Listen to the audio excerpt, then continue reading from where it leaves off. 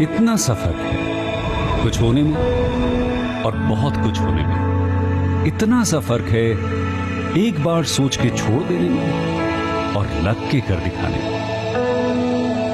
मान लेने में कि जिंदगी ऐसे ही कटेगी और सुबह 4 बजे उठ के सोचने में कि अभी तो बस शुरुआत है। किसी मैगजीन को हाथ में लेने में और उसी मैगजीन के कवर पेज पे होने में इतना सा ही तो फर्क है। वीआईपी सीट में और उसकी पिछली सीट में इतना सा ही तो फर्क है। वो जिसका मैदान ही खुला आसमान है वही कल जमीन पर तो था। पूछोगे तो बताएगा वो पंछी कि एक दायरे में सिमटने में और पूरी दुनिया को दायरा बनाने में बस इतना सा फर्क है। इतना कितना है? इतना है या इतना है? जो नापेगा वो जाने कि जहां धरती और आसमान मिलते हैं, नानकुर से दूर अगर मगर शायद से दूर, वहां भी दोनों में फर्क बस इतना सा है। धरती और 7वें आसमान में फर्क बस इतना सा। ये एक अंतर प्रेरणा है। ये हमारी, आपकी, हम सब की अंतर प्रेरणा है। एक कदम, एक छलांग, एक बाजी, एक गहरी सांस और एक ललकार खुली हवाओं में कि हाँ मैं बना हूं उन फिजाओं के, कि हाँ मैं बना हूं उन ऊंचाइयों के लिए जो ऊंची तो बहुत है पर नामुमकिन भी नहीं, क्योंकि मुमकिन और नामुमकिन में बस इतना सा फर्क। धूप छांव में फर्क बस इतना सा। तो बस चलिए फ्रेंचाइज इंडिया के साथ ये फर्क मिटा देते हैं। Franchise India.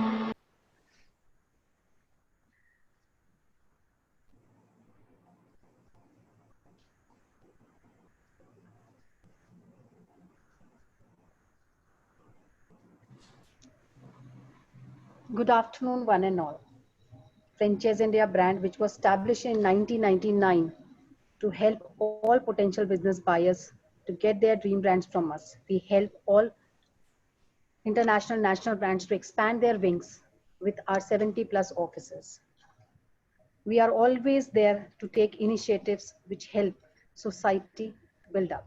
And we have taken one step on 1st of May 2020, where digitally we are presenting all top business opportunities with all our potential business buyers. And we welcome you to the 86th edition of Business Opportunity with Chai webinar series. We welcome our panel member, chairman. We welcome our first panel member, Gaurav Maria, who's the chairman at Franchiseindia Group, along with our second panel member, Ms. Sonia Chaudhary. She's the MD at Franchiseindia Brands Limited, and both are leading team of consultant for us. Today, we are presenting you. Abhimanyu, can we just move to next slide? Sure.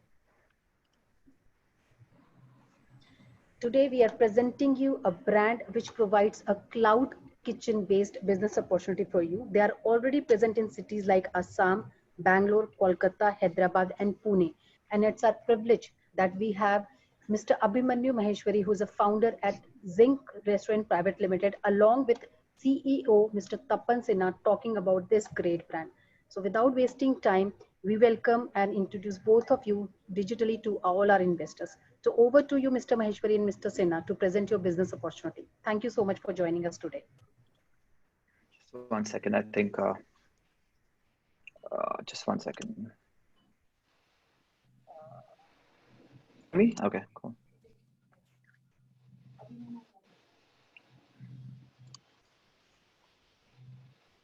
Can you see the switching screens or no? Yeah, we can. Okay, you can, right? Okay, cool. Yeah. All right, guys, thanks a lot. Thanks for taking out the time and for this presentation. I promise to keep it quick and interesting. So just a quick intro. Zing Restaurants is a full stack F&B company which runs a portfolio of brands in the offline space and in the delivery space. And what we're doing now is bringing together all our existing portfolio brands under one umbrella, which is called Zing Kitchens. And the idea is to leverage the shift in consumer preferences that has moved towards delivery from dine in over the course of past 2-3 years. Of course, powered by the likes of aggregators like Swiggy and Zomato, and yeah, and with the pandemic, the entire trend has just been fast forwarded. Um, so what we have is a portfolio of brands, our flagship brand, which is what we are primarily known for, which is Rang De Basanti Dhaba, along with a bunch of ancillary brands, Rosy Roti, Déjà Bowl, Chinese Mirch. I'll run through each brand individually and sort of discuss the core proposition of each brand. But the idea is to sort of pick up each customer journey. So if you feel like a fancy North Indian meal on a Friday night, you can go for Rang De Basanti Dhaba. If it's a Monday afternoon and you want a light meal, then you can order a bowl of khichdi from Déjà Bowl. That's essentially the idea, where we picked up each individual use case and built a brand around it. Before I discuss each brand, just to sort of give you the core, the key benefits of being part of Zing kitchens. One is, of course, a low investment compared to any traditional F&B company, F&B brand, which has a significantly high investment, which can go at least at the minimum 1 crore, and if you're going for sort of heavily designed lounges, etc., it could go up to 3 to 4 crores. So relatively, it's a significantly capital efficient model. It's the fastest growing sector in the F&B space. Like I already touched upon, that there's been a shift towards delivery. If you can order food from the tap of a button, and if you can watch Netflix from the tap of a button, why go out? Unless there's a compelling need, unless there is a deeply experiential play, there is no real need to step out of your house. So that's where delivery has really sort of fast forwarded. In how we're building out Zing kitchens, it's a very low operations involvement model. We are standardizing and sort of the entire operation from scratch. It's in a way we have McDonaldized the operation. So very low touch point in terms of, as a franchisee, the kind of playbook that you're going to get is going to be very low touch point. Most of the functions are centralized. Just to give you an example, if we have to launch a new dish in one of your kitchens, which is anywhere in the country, we can pretty much do it remotely, where we have our own chef studio where we do the demo, and where the live demo is being done in your own kitchen via leveraging online tools like Zoom, and a bunch of other we do. So we have built it out for sort of remote onboarding, remote training, remote management of purchases, and even marketing. The fourth key point is that you get 4 brands in one, which is just to start out with. And we've built out the kitchen ground up. So we just give the 4 brands in the first go, but we're already testing 2 or 3 new brands. And once they are past the product market fit stage, they'll be plugged into your existing kitchen with no additional capital expenditure, with no additional cost of any other kind. Yeah. I mean, I touched upon this, but what has happened really is that with the likes of Swiggy and Zomato, and with Amazon and Google already announcing their foray into delivery, pretty much they're changing how India eats out. They're covering more than 500 cities. The length and breadth of the country is being covered by them, and we leverage their platforms to grow our delivery business. Just to sort of run you through where we are right now, Rang De Basanti exists in both physical format and the cloud kitchen format. So Kolkata, which is our sort of a home city, we are fairly spread across Kolkata through physical outlets. We have a physical outlet in Guwahati as well, which is sort of our laboratory for tier 2 experimentation. We have cloud kitchens in Bangalore and Hyderabad. And we have been able to plug in our ancillary brands like Déjà Bowl, Chinese Mirch, and Rosy Roti across these kitchens. Rosy Roti is a fairly new brand, which we are test marketing across a couple of kitchens. And as in when we sort of are able to optimize and refine the experience, we're going to pretty much scale it up across all our kitchens. Just sort of give you a lowdown of all of the individual brands. So Rang De Basanti Dhaba is the core proposition. Is the idea of Rang De Basanti Dhaba is to bring the highway dhaba closer to your city. There are clear benefits, clear positives of a highway dhaba, which is the taste and affordability. But then there are clear negatives, which is sort of the hygiene and just the accessibility, right? So we retain the positives, shed the negatives, and that's essentially what Rang De Basanti Dhaba is for you. It's a classic North Indian dhaba within the confines of a city. It is amongst the fastest growing brands in the country in the North Indian space. it's remarkable that in a country where North Indian is the primary de facto cuisine, there aren't sort of national brands in the North Indian space, which is remarkable. If you look at America, there are more than 10 burger brands which are listed and have market caps of $1 billion, right? So there is a sort of a gap there where there ought to be 5-10 North Indian brands that got to become winners and sort of become these national North Indian brands. And we are primed to take up that space in so many ways. We have a heavy focus on delivery. Like I said, I mean, even before the pandemic, more than 50% of our revenues, even from our offline stores, was coming from delivery. And with the pandemic, it's just been sort of fast forwarded. Our average order value is about 345 rupees. So average order sort of a person spends about 345 rupees, which is a healthy average order value for a delivery platform. Then we have something called the Déjà Bowl, which is essentially a meal in a bowl brand built around convenience. Like I said, it's cuisine agnostic, although for the most part it is Indian, but it's cuisine. I mean, if you want a mac and cheese in your bowl, it can. So whatever can fit into a bowl can go into a Déjà Bowl. It's convenience, it's meal for one, and the beauty of all these ancillary brands is that they leverage the existing infrastructure, the existing preps of our kitchen, and pretty much so there's no additional fixed cost. There's only contribution. There's only marginal cost, which is your food cost. Everything else is sort of paid for by Basanti Dhaba. We can discuss the unit economics in the Q&A maybe. Then we have Rosy Roti, which is, so what Déjà Bowl is for rice, Rosy Roti is for rotis. India has two staples, which is rice and roti. So we have brought the humble roti in a classic format where you can order your roti along with your classic Indian curries, but also in a new form factor where we do interesting roti rolls. If you want a fried chicken wrapped in a roti roll, or if you want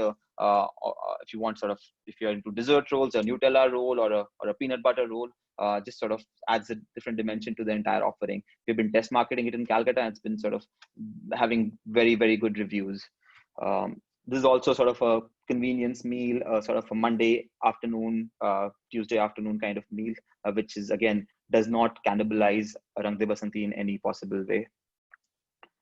Then we have Chinese Mirch. So in India, there are 4 top cuisines for delivery. One is North Indian, the second is Chinese, then is biryani, and the 4th is pizza. So we already covering our base with North Indian, and then we have another brand which is Chinese, and our hometown is Calcutta. Calcutta is the birthplace of Indian Chinese, Punjabi, what do you want to call it? So we have built out a brand which is truly Desi and truly Chinese in its own way, and I think there's a huge market for it. And yeah, again, leveraging the same infrastructure, the same staffing to build out this brand. It is live in one of the locations in Calcutta and one location in Bangalore and Indranagar. So if any of you guys are there, please give it a shot. So yeah, these are the 4 brands that I discussed. At the same time, like I said, we are building out the kitchen ground up, which allows for accommodating other brands. Also, we are testing a tandoori pizza brand, for instance, right now as we speak. There are trials going on in our test kitchen, and hopefully we'll be launching the new brand around the 15th of September is the target date for that. And that's the beauty of this kitchen, really, where it's flexible enough to accommodate any new cuisine that a market needs. The only limitation is that we can only probably do 500 orders in a day, which can be split between cuisines. But you're not limited to the number of cuisines that you can put in. This is a quick breakup of the cost that it entails. Of course, costs may vary based on site-specific requirements, but this is on the upper side in the sense that we have accounted for all the costs, that it should not go beyond this. Be happy to sort of, once we sort of get into details of it, we'll be happy to give all the breakups, detailed BOQs, etc., of every cost head. This is again a quick snapshot of the payback. This 3 years is an extremely conservative estimate to my mind. I mean, our estimate suggests a 1 year, 11-month period, but I didn't want to put it out there. It's better to be conservative, especially in such times. But this is what it is. Besides that, again, we are a pedigreed brand. We're not an upstart. We've been there for 10 years in the business. We are probably the most popular North Indian brand in East India. Our brands are loved across locations. So you can pretty much do a quick search on Zomato and have a look at the kind of reviews our customers gave us. We, like I said, pedigreed brand, so we have had a bunch of awards and recognitions that one picks up over time. So this is that. Yeah, and I'll let Tapan take over from here, just to sort of give you a quick lowdown of what we've been doing in the back end, what you get as a franchisee, and yeah, what are your role, what is our role, etc. Tapan, you want to take over? Yeah, sure. So hi, good afternoon, everyone. And basically, the model that we are proposing to you, we kind of want to run it as a franchisee owned and franchisee operated, because what we have done is that we have brought in a lot of tech into the entire system, which helps us to monitor the sales and the systems, everything remotely, and correct things whenever and wherever required. So basically, what you're paying for is basically, we once we have identified the location, we have got the basic place in set up. We set up the entire kitchen. We do the entire layouting for you, the entire equipment placement. What are the brands which are going to come in? So it's not that Zing Kitchen will have has to have 4 brands. We also do a market survey, and we try and understand what is going to move in the market and what brand will not move at all in the market. So that also plays into setting up of kitchen. Again, menu modification and training. What happens is that we already have a set menu, but then when we go to a location, there might be minor changes we need to do in the menu, which will bring us to a match up the local expectations of the crowd over there. So we do that as per the local requirement, as and when required. And we also assist you in hiring the staffing for you, all the management tools and systems that we have already developed and created, and we are developing also, will also keep coming to you as and when they are into practice. Sanitization standards, cleanliness, the entire organization and setup. That is very important, because in the current era, sanitization is something which everyone is very, very focused on, and even the consumer is very, very careful as to what is he picking up and where is he picking up from, how is the place. Quality control, marketing, all certification courses. This is all what we do for you when you pay us for the setup. If you look at the, we just made a 700 square feet layout template for the kitchen. What we have done is that the number of people has been reduced.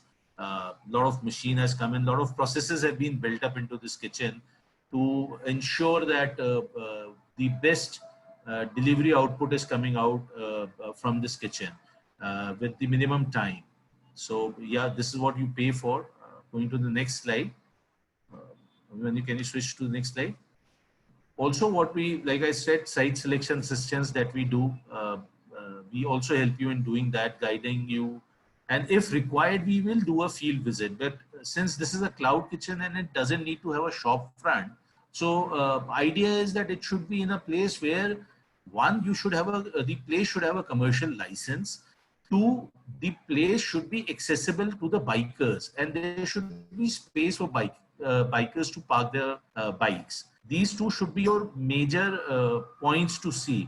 Commercial is very, very important, because if you don't have a commercial place, then there are a lot of challenges which keep popping up in a site. Designing layout we'll be doing for you, the entire professional layout, design, construction documents, all will be provided. All operational management rule, everything which is required, your complete SOPs, the product specifications, everything will be set up by us, and equipment list, everything we are going to work for you. This is like, we are a company which is into, yes, coming back to this again, finalizing suppliers. So suppliers is actually one of the bigger challenges which any first-time entrepreneur face, because there's I mean, you can't be picking up the bag and going to the market every day in the morning. That's not how we function. We set up the suppliers, we set up the vendors for you. We help you set up the best priced vendors, set up a payment plan for them. There are purchase SOPs which are discussed with you, which are discussed with the vendors. There's a certain way a particular product has to come into the kitchen. All that has to be ensured and followed up. We take care that it is being done for you. Comprehensive pre-opening assistance, wherein we will depute someone from our team who will be at your location, who will be hand-holding you, running you setup, say 15 days into pre-opening all the way up post-opening till the time we are confident that you are able to handle your kitchen on your own. So we do a complete comprehensive pre-opening assistance to you. And yes, this is what basically you pay for. And going to the next slide. I'll just run you through this in terms of just, I already introduced Zing Restaurants. So we are a company based out of Calcutta. We are a team of about 400 people, about 40 people in the HO. Both me and Tapan come from, Tapan has been a seasoned restaurateur. He has built multiple brands, including he was in the founding team of Republic of Chicken. He was the COO of Underdogs. My background has been, I've built out Basanti from scratch. Before that, I was building a company called Yummist, which was amongst the first food tech companies in the country. So I have a delivery DNA in that sense. So yeah, I mean, when you join hands with Zing, you're not, you again, joining a team of pedigreed individuals who understand the business more than most people do, especially the delivery business. Yep.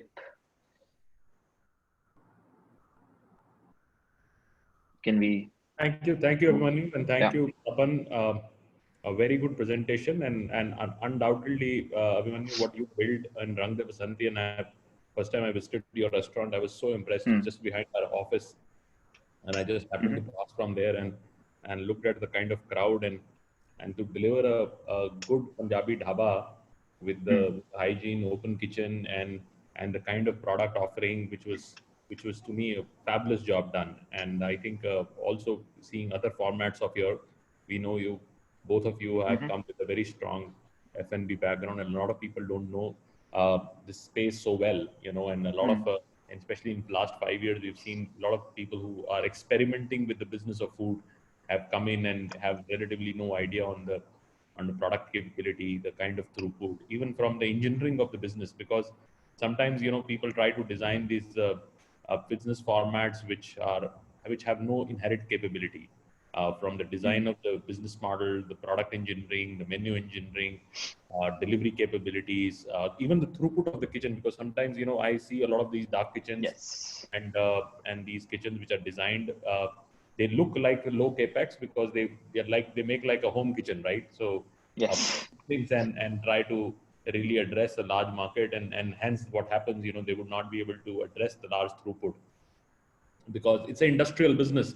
And industry is all about the better equipment you use, how the equipment is designed, what kind of efficiencies you bring in the operational capability. I always say that there has a 4 strong fits which needs to be done. One is what I call the strategic fit, financial fit, operational fit, and marketing fit. All these fits have to come together in business model. So menu has to have a lot of operational fit, which means that you cannot go wild. So people, I've seen people going wild in their menu mix, which doesn't fit the TG, doesn't fit operational capability, and a lot of other things happen. And similarly, on a financial fit viewpoint, they don't really understand. As you said, out of the 4 top selling cuisines, you have actually 2 of them.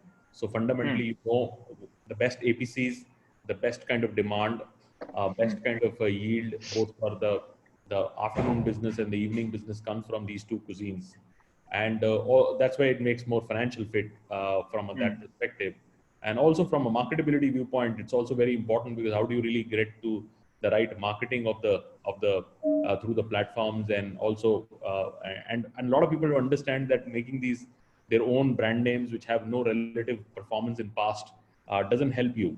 So I can make another similar looking brand like Rang De Basanti, but I'll not become Rang De Basanti, because especially post-COVID, people are not trusting these what I call these so to say designed brands which have no legacy, no footprint available. People are rather trusting physical restaurants which are now getting into dark kitchens, because if you see that brand, you have a trust because it comes from a much bigger some kind of a legacy behind it. So that's also very, very important. So wherever we feel that people are doing well, there have been historically have some performance in background, and the people have the trust on the brand, which also brings in. And also I will talk about your a little bit strategic relationship with these platforms, because the platforms also now preferring rather than going all over. They've also realized Yes. that they need to prefer good operators, and let's start probably from there, because I understand that you are now one of the topmost preferred partners for these platforms. So you want to comment, Abhimanyu, on that? Sure. So, there's something called, we are one of the top partners for Swiggy. There's something called a Swiggy Select program, which is an invite only program, in which they pretty much draw a circle around the top brands in the country who have the right customer experience in terms of ratings. And they're like about 26 matrices on which they rate a brand, right? So we are amongst the top 10% of the brands in the country, and that's why we're part of the Swiggy Select program. Now, what Swiggy Select program allows you to do is be part of what is called a Swiggy Access program, in which Swiggy builds out their own kitchens across the country, and they invite partners who have the ability to scale and the brand equity to scale, right? And we are the only North Indian brand in the country who have been invited in this program. And through Swiggy Access, we've been able to access newer markets like Bangalore and Hyderabad. And to this day, we are remain the only brand who've been part of this North Indian brand who've been actually traveled from one city to another, taking their existing brand. So yeah, and our relationship goes back 4 years now. We're probably the only brand in the country, at least in East India, I'm pretty sure, who've been given business guarantees by Swiggy over the past 3 years. Of course, post-pandemic things are different now. So yeah, we have fairly strategic relationship with Swiggy. Our brand Déjà Bowl was built in collaboration with Swiggy ground up. Swiggy had launched its own private brand called the Bowl Company in Bangalore, and they wanted a bowl brand to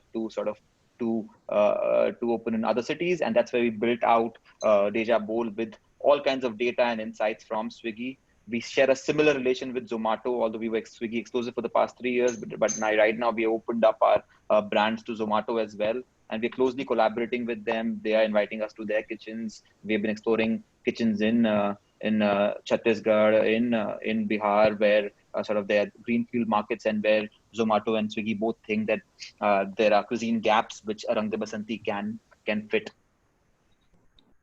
Yeah, so I think it is a great opportunity, and also to share with our audience, especially the markets of East India. If you look at Northeast, you look at Bihar, Odisha, Jharkhand, Chhattisgarh, even UP, MP. These are markets where the brand penetration is extremely low. At this stage, there are Correct. very few brands available.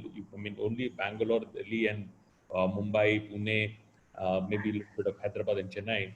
These are very highly penetrated markets. So the opportunity in these markets, with the kind of cuisine they have engineered at Zing Kitchen, I think it creates a huge amount of opportunity. So your viewpoint, Abhimanyu, in terms of the B city market, where I see a bigger demand coming post-COVID, particularly because one, things are normal there. Second, I think delivery was always strong. You know, you need to go out and take out and things like that. And now with all the economics of business, when I say economics of business, which means that your rentals are very, very cheap. If you want to put up a dark kitchen, your rental is relatively very, very cheap, and you can create a much bigger throughput in that entire thing. So let's talk about a little bit economics of a say. I mean, I'm seeing a market like Cuttack, or seeing a Sure. Ranchi, or a Sure. Hajipur, or something of that nature. Any opportunity of that, because the Sure. population is good, and yeah, over to you. So one thing to realize in India, which is sort of not intuitive, is that India is a supply deficient country. It's not a demand deficient country at all. What Swiggy and Zomato realized early on, that most of the supply in the country rests in the top 6 cities in the country. Take the 4 metros, maybe throw in Bangalore and Pune, and that's pretty much where the most of the supply rests. And if companies like Swiggy and Zomato had to grow there to build out demand in smaller cities where there's probably this, if you go to Cuttack, there'll be probably this one old Mughlai restaurant which all families go to, right? So most tier 2, tier 3 cities have significant supply deficit. And that is where opportunity like our brand arises. That's one thing. From the cost point of view, of course, tier 2 cities have a completely different cost structure compared to tier 1 cities in the country. Tier 1 cities in the country have a cost structure comparable to any great city in the world, from a Tokyo to a London to a New York. But the moment you go to tier 2 cities, like we are operating in Guwahati, same prime rental sort of, if you are taking a property in Connaught Place, Delhi, versus if you take a property in GS Road, Guwahati, which are comparable locations from a city perspective, the rent is probably a fifth, right? So that's one thing. Besides that, since we are doing cloud kitchens, we never need a prime real estate anyways. That's the whole beauty of cloud kitchens, where you can be tucked in any small by lane and pay. So a typical size of Zing kitchens is about 700 square feet. So the maximum rent that we expect to pay in one of these locations is about 30,000 and no more than that. So, and rentals has always been the biggest cost head for F&B operation. And this is completely taken out from the equation the moment you do cloud kitchen, especially when you do in tier 2 India. The second is, of course, the labor cost, right? So, I mean, typically big cities have higher labor cost because they're higher cost of living versus picking up any state capital where people haven't migrated to still has a much lower cost structure, and the talent is available. People prefer to stay home. This is what we have realized. Most of our staff in Guwahati happens to be from Guwahati, barring a couple of people who we had to hire from Delhi. So there's a cost structure bit, which in terms of salary and rent is significantly lower in any small city. One more thing which is to realize is that the commissions, which is the Swiggy Zomato commissions, which is a significant part of the cost structure, is the highest. They have the highest slabs in big cities. But the moment you go to smaller cities, since the cost of delivery bikers is also lower there, typically your commissions also go down. So if a commission in any big city is about 22% plus GST, it will probably be 17, 18, 19% in smaller towns. So very interesting. So I think it will be good if, for everybody's interest, let's go into business economics. And you said from a number viewpoint, and what should be an dark kitchen occupancy cost for you? Would it be, because you have to have a platform fee, and the whole difference and this is that you switch the occupancy cost with the platform fee.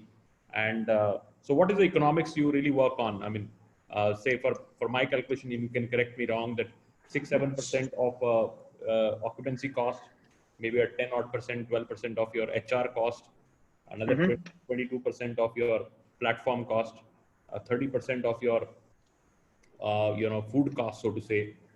It can be even higher because you run discounts on online and your pricing is more aggressive. So food cost, I will hear it from you. I'm just putting the number and you can correct me here.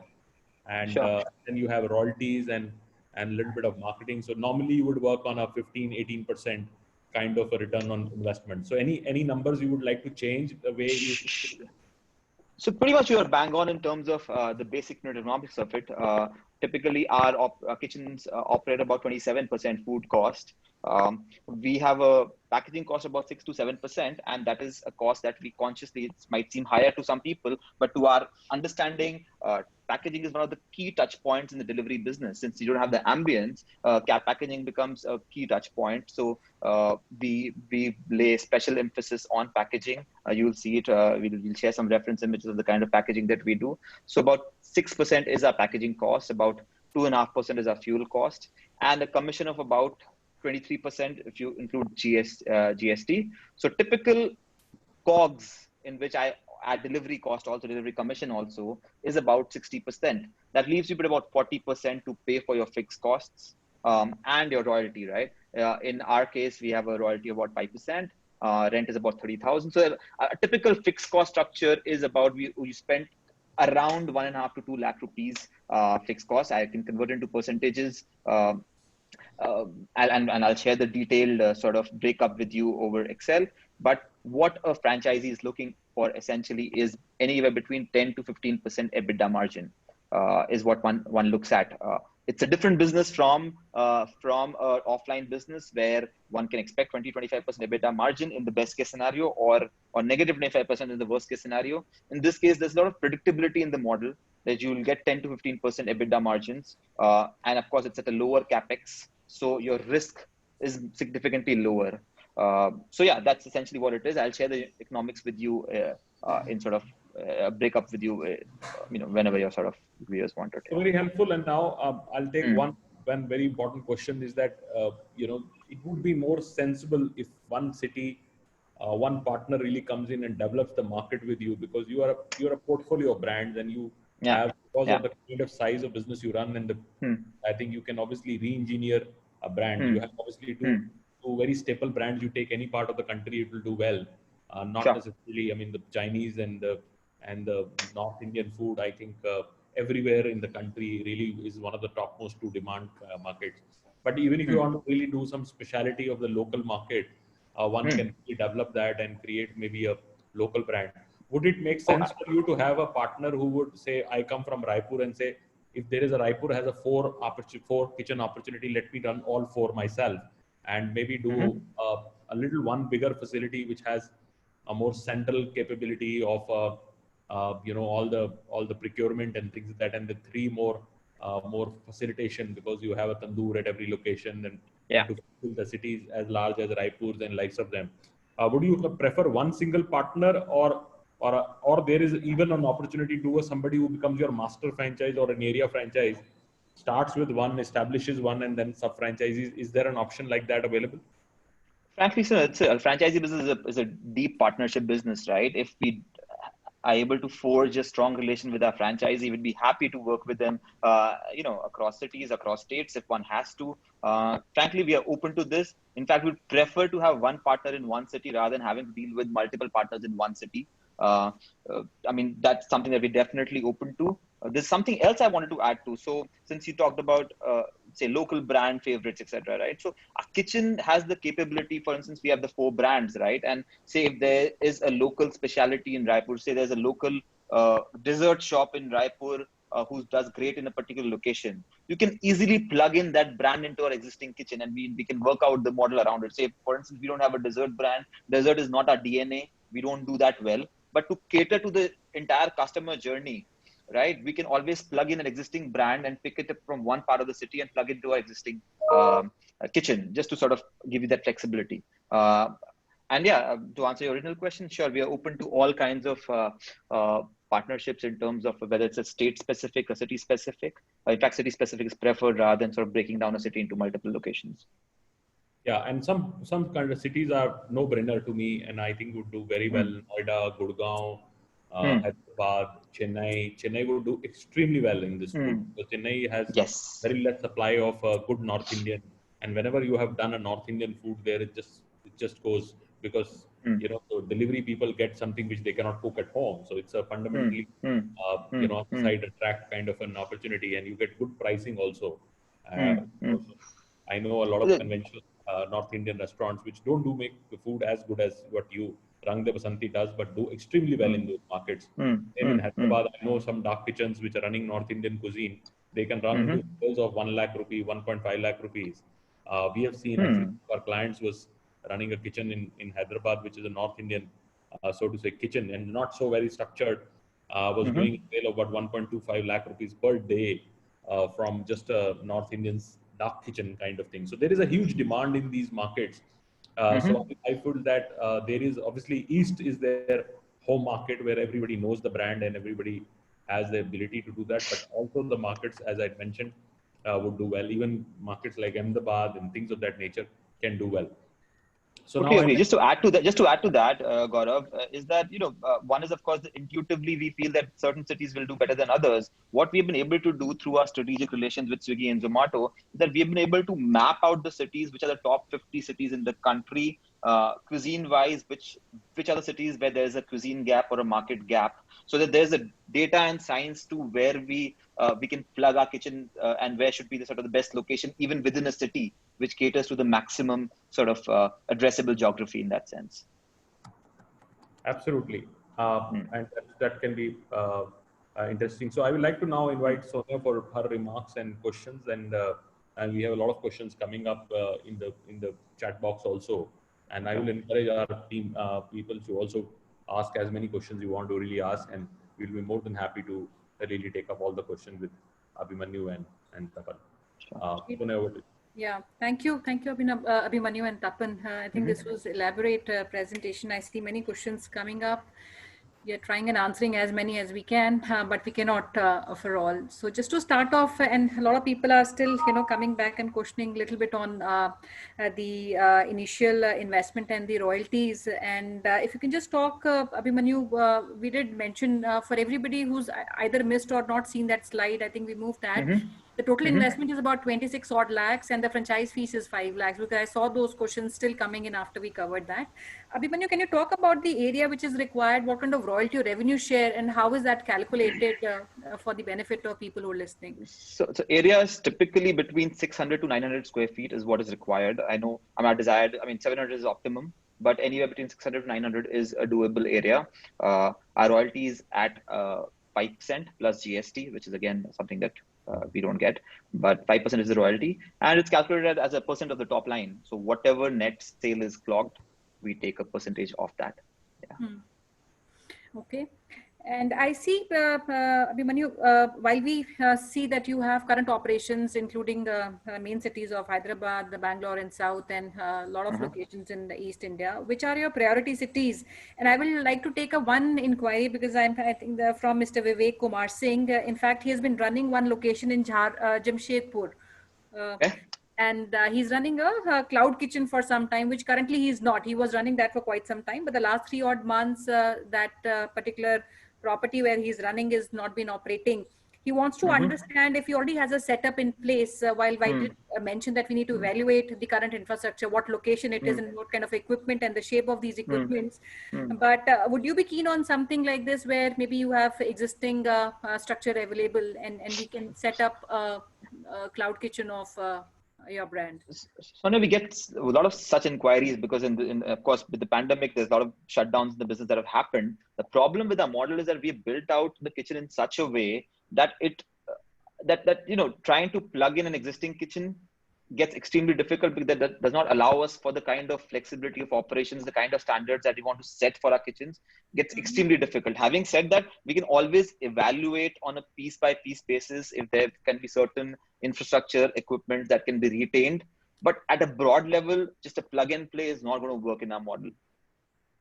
All right. And just to add on to that, and maybe I agree to a part of what Abhimanyu just mentioned, because we have today a lot of smart equipments, which helps in bringing a lot of efficiency, both of performance of people inside the kitchen, because the space is not big, and also space constraints. So Vivekji, I would request, and I think I shared my details also with you, if you can share maybe the current pictures, equipment, we'll evaluate if we are okay with the structure like that. And if there's any further investment which is required, we'll come back to you and see how it works out.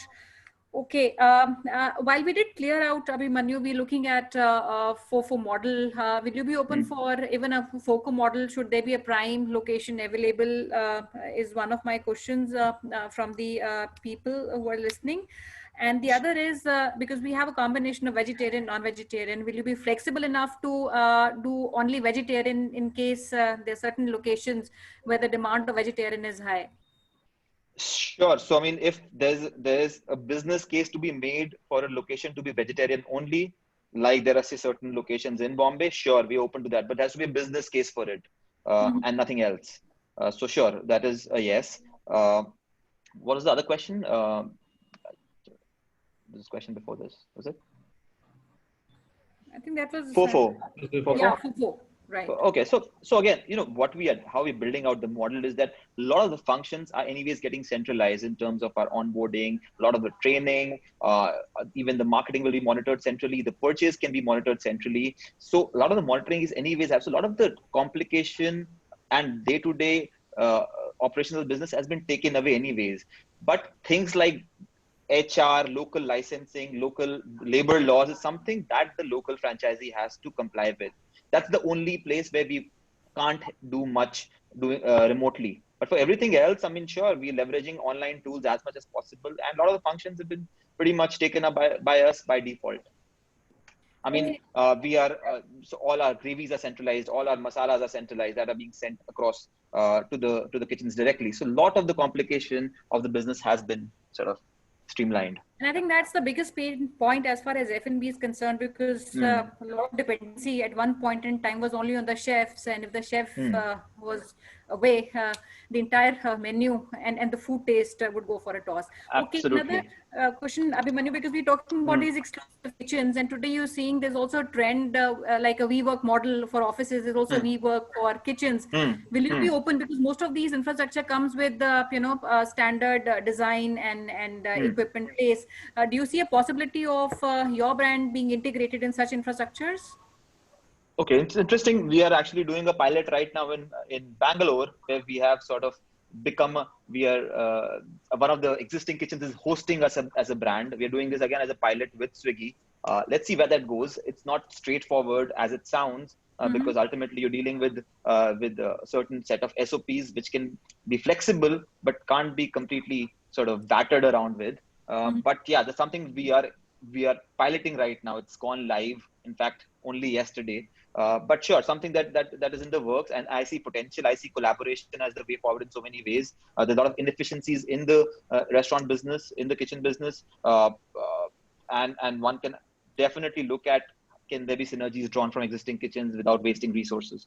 But again, there are certain guardrails that need to be set in within which we can operate.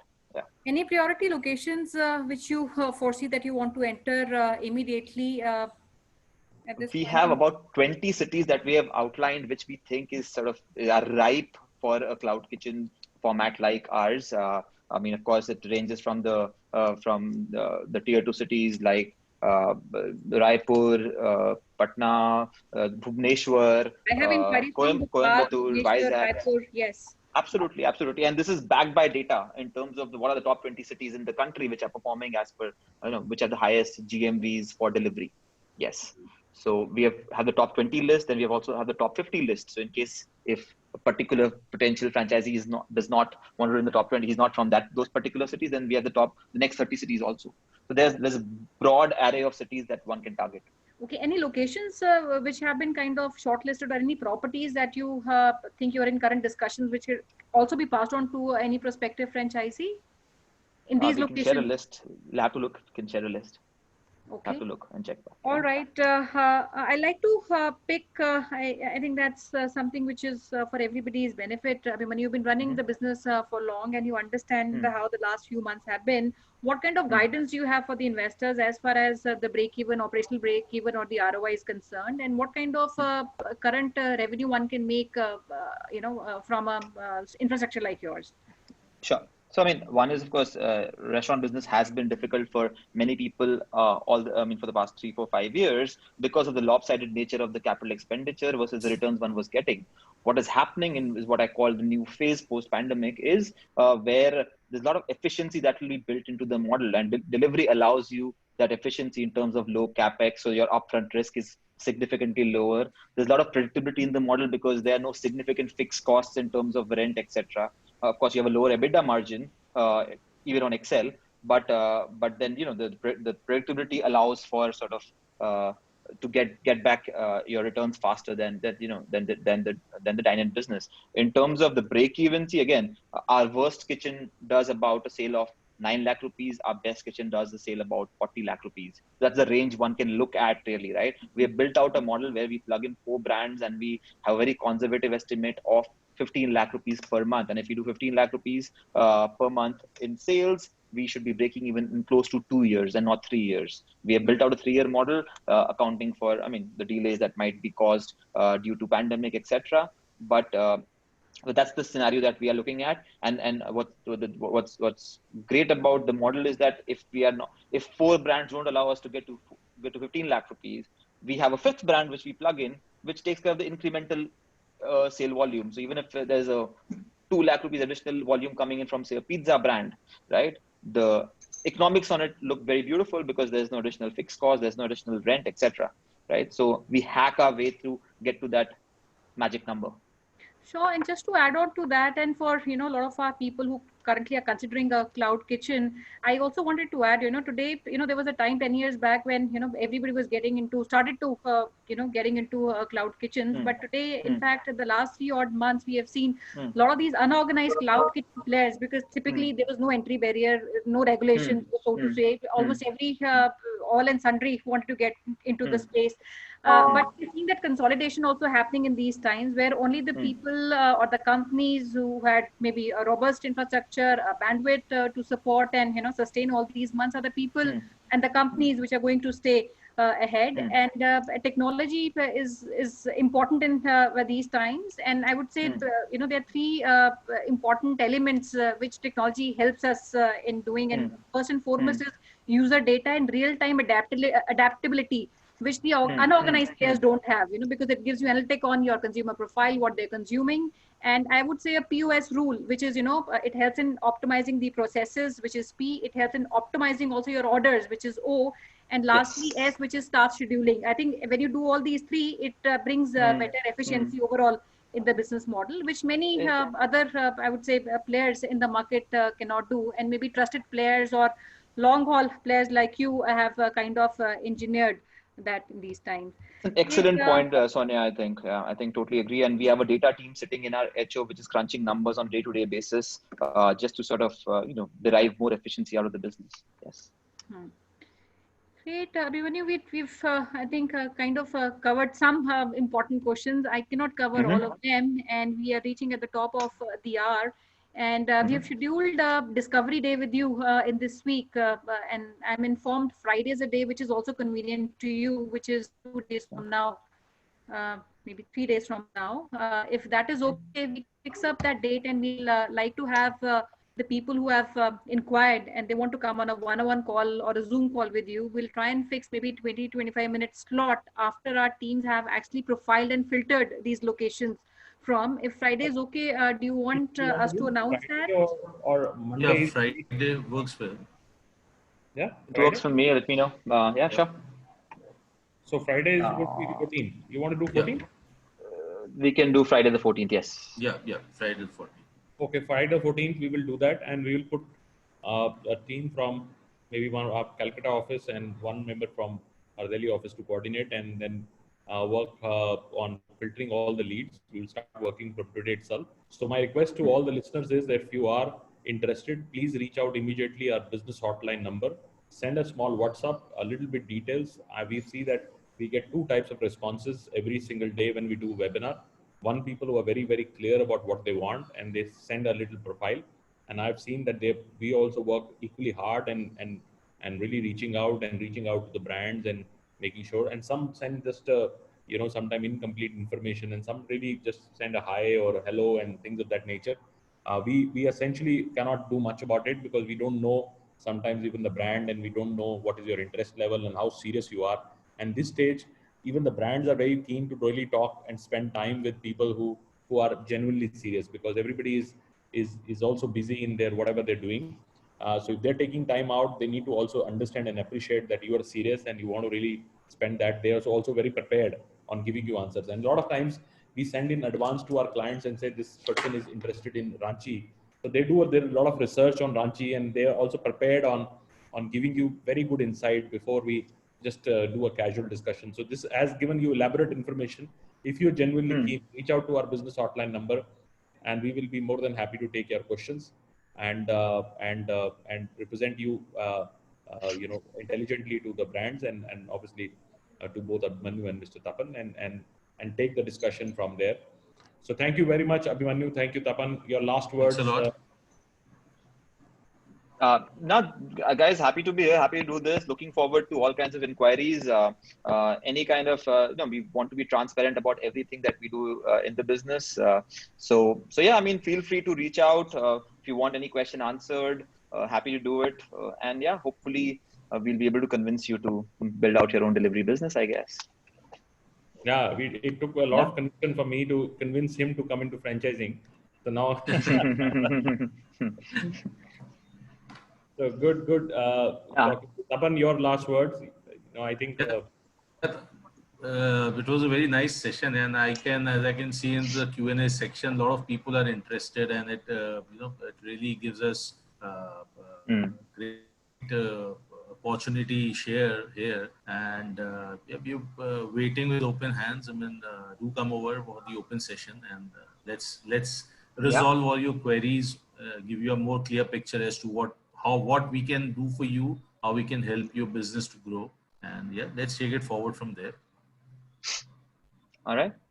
Thank you so much, Abhimanyu and Tapan. We have kind of captured and tried to reply briefly as much as we could, but I feel maybe one round of detailed discussion with you will help us clarify many doubts which people have, and many people are asking for menu and many other things. So friends, we'll request you to share your inquiries. We have captured few, but maybe a profile of yours on a hotline number will help us qualify you better and also make best of the 20-25 minute slot that you would have. So we look forward to hearing from all of you, and each one of you will be slotted about 20-25 minutes of time, and that slot would be given to you between tomorrow and day after. And over to you, Archana, for your closing remarks. Thank you. So thank you so much, all the friends and family who have joined us today. We really appreciate the effort and time put in by everyone. We want to extend our thanks to team of Zing, who has really given us the support, starting from making a PPT to the end point. Thank you so much, Mr. Maheshwari, Mr. Tapan, for joining us today. We want to thank our panel member also, who have shared their insights, views about the industry, about the brand.